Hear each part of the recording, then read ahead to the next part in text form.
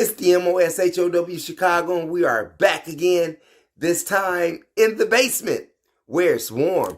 And if this is your first time watching the THEMOSHOW Chicago, I ask that you share the information with relatives, friends, co-workers, anyone that you come into contact with. It is a terrific way to jumpstart your conversation. And today's conversation just happens to be about education during COVID-19. Well, why education during COVID-19, Mo? Well, seeing that they are reopening the schools for students to return to class, I have to ask the parents that's out there, is it worth it? Here it is, you have a pandemic going around the world that is killing people, and your child, whom they say does not or is not affected by the COVID-19, well, that's very untrue. Because what I'm about to tell you is about the story of two 9-year-olds who just recently died because of COVID-19 within the past week.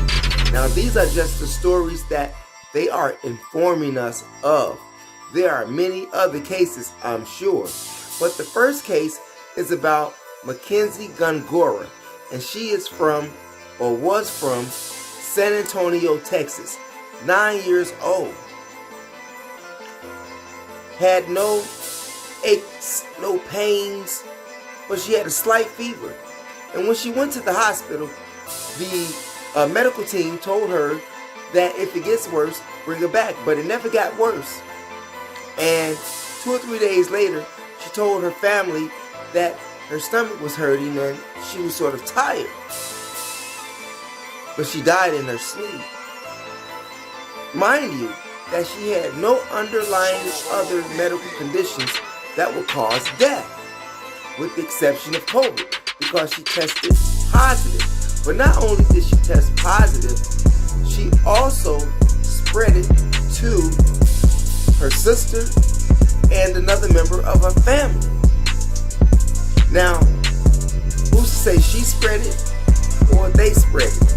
Someone spread it, and the young girl died at the age of 9. Here it is, you have all of these different types of strands of COVID-19, which is just like the flu, and they have different strands, and these strands are mutating 2, 3, 4, 5, 6 different strands of this COVID-19 since last year. Then you have J.J. Boatman. J.J. Boatman is also from Texas. He was from Fort Worth, Texas, another 9-year-old. Right after his 9th birthday, a week later, he was playing. Now, mind you, he has underlying medical conditions that Mackenzie didn't have. He had asthma, and he told his family that he couldn't breathe, so his family called the ambulance, called the medical team, to save his life. But when they got there, his lungs were so full of water that they had to airlift him to the hospital. And by the time that he got to the hospital, well, it didn't take a couple of days, it took a couple of hours. And he's dead. And those are the latest 2 cases of children, 9 years old, that has died because of COVID. But you want to see your children back to school. Now, just think about it, because North Carolina has just exceeded 10,000 deaths because of COVID, and you want to send your child back to school. You think about it. I'm not recommending that you do anything. I'm just laying the information out there for you, and you make a wise decision or educated decision for yourself. Has anybody seen what has taken place with San Diego and their school districts? And how after 2 days within indoor classrooms that over 100 staff members and students have tested positive for COVID? Does anyone remember what happened in Georgia when the whole school was quarantined because they wanted to go back to school during the pandemic? I'm just saying. What are you going to do? Are you going to educate your child? Or are you going to send your child to a room of death?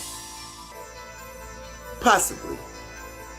And that could possibly bring death into your home. I'm just saying. You think about that. Let me ask you something.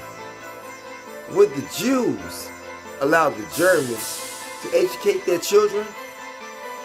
Would the Chinese allow their children to be educated by the Japanese?